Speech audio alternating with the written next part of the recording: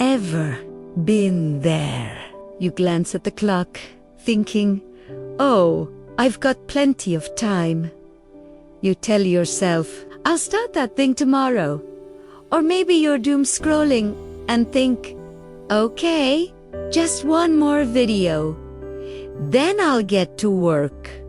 We all do it, right? We act like time is this infinite thing we can just dip into whenever we want. But what if that one simple thought, "I'll do it later," is actually the sneakiest thief in the world? It doesn't take your money or your stuff. It steals your future, one quiet second at a time. And the crazy part is, you don't even notice it's gone until it's way too late. This story is about that thief, and about a kid who almost lost everything to it. So, this is the story of a young guy named Steve. Steve wasn't just some random kid. He was sharp, like really smart. He lived in this quiet, peaceful village, the kind you see in movies, with green fields everywhere. He had these huge dreams of becoming a big-shot scholar, making his family super proud, and just living a life where he was successful and free. Whenever his teacher would explain something complicated, Steve was the first kid in class to get it.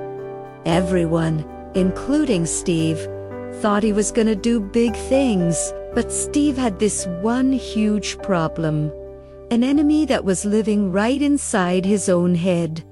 Its name was laziness. And its favorite line, "You can do it tomorrow." Every single morning, his alarms would go off a fresh start, a new day full of chances. And every single morning, Steve would hit the snooze button. "Just 5 more minutes," he'd mumble.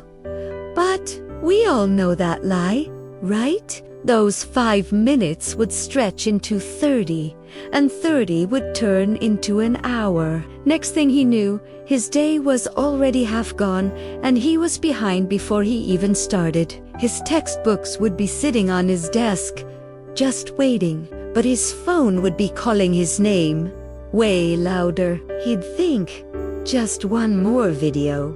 But that would send him down a YouTube rabbit hole for hours. He was watching everyone else's highlight reels, while his own life was on pause. Whenever homework felt like too much effort, a game or a movie was the easy way out. He kept telling himself he was just taking a break.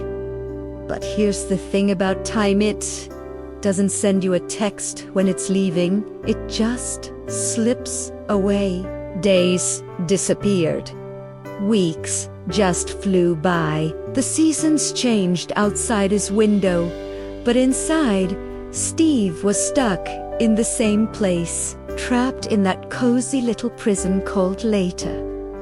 He saw his friends making moves. One was learning a new skill. Another was helping his family start a small business. They'd talk all excited about their future plans.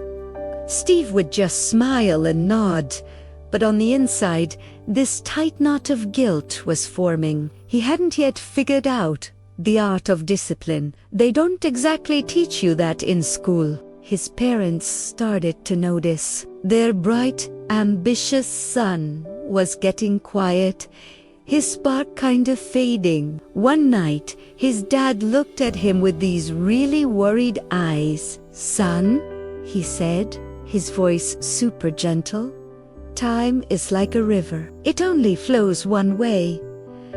You can't stop it. If you don't swim with it, it'll just sweep you away, and you'll end up somewhere you never wanted to be."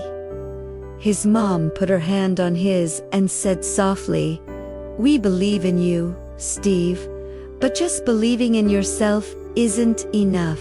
You have to do something. Otherwise, it's just a nice thought." Steve nodded. He felt so ashamed. But that night, instead of getting to work, he escaped back into his phone, promising himself that tomorrow, yeah, tomorrow would be the day he'd change. Then one afternoon, this old man, a traveler, came to the village. People said he was incredibly wise, like he'd lived 100 lives in one. The villagers all gathered around to hear his stories. Steve just watched from the back, but he felt this weird pull, like he needed to talk to this guy. After everyone left, Steve walked up to him, super nervous. "Sir," he started, his voice all shaky, "I feel stuck.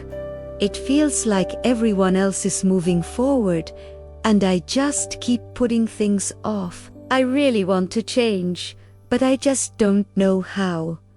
The old man gave him this calm, knowing smile. "My child," he said, "your problem isn't that you're not smart. Your problem is that you don't have respect. Respect for the most valuable thing you will ever own, your time." He then patted the spot next to him. "Sit. Let me tell you a story. A long, long time ago, there was a good and fair king. One day, he ran into an old friend from his school days. Back then, they both had these huge dreams. But now, the king was successful, and his friend's life was a mess, broken by years of bad choices and wasted time. The friend complained non-stop. Life's not fair. Sai. Everyone's out to get me. I never catch a break. The king just listened. Then he said, "Today, I'm giving you one shot to change your life forever." He pointed to the royal treasury. "You have until sunset. Go in there and take as much gold as you can carry." The friend's eyes lit up. He ran home to tell his wife. She told him to hurry, but he just shrugged. "Relax, let me grab a bite to eat first. There's plenty of time." After a long lunch, I'll just lie down for a few minutes, he thought, but those few minutes turned into a deep sleep.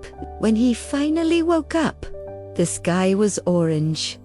The sun was going down. He rushed out the door, but the heat made him feel tired. "Okay, just a quick rest under this tree," he told himself.